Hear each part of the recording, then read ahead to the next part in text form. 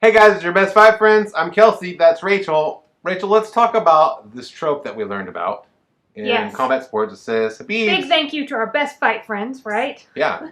Habib's never bleeds. Wait, I just wanted to make it Khabib don't bleed. Okay, that's a better way. My way was dumb.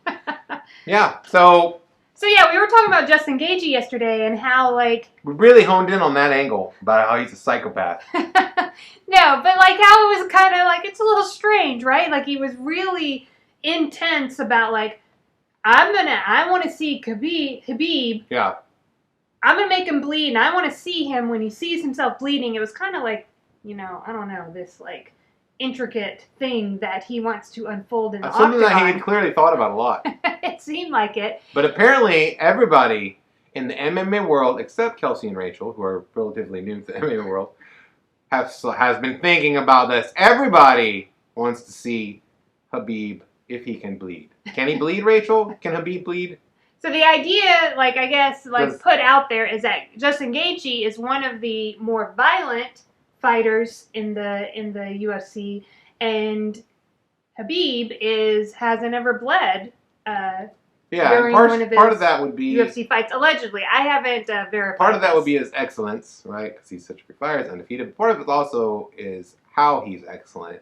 He's great at taking people down to the mat and positioning them and getting the win that way.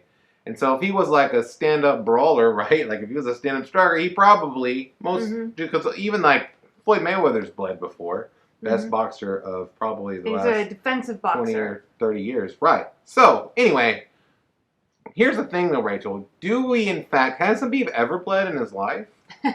Does he even have blood? Because maybe he doesn't. Maybe he's an alien. I stand by this, is that Gaethje's, the way I read his quotes, was like, he was acting like, you know, it was just going to blow Khabib's mind like when he was in the Octagon, and he had like a tight, like he went and like looked and saw blood. Right. Yeah. Like, and I think that that's like pretty over the top. I think my personal opinion is that, like, okay, well, it's just happenstance that, like, he's never like bled in the Octagon. I don't think it's like a huge deal. Yeah, I mean, I would tend to agree with the caveat that, yeah, the first time a fighter gets cut in a fight can have an effect on said fighter. But also I've seen cases where it hasn't, right? How do we know that he hasn't been cut in training camp before and has sparred through that, or, you know, or that even it would affect him at all? So, regardless of all that, we're grateful to our best fight friends for letting us in on the trope, because we hadn't run across that before.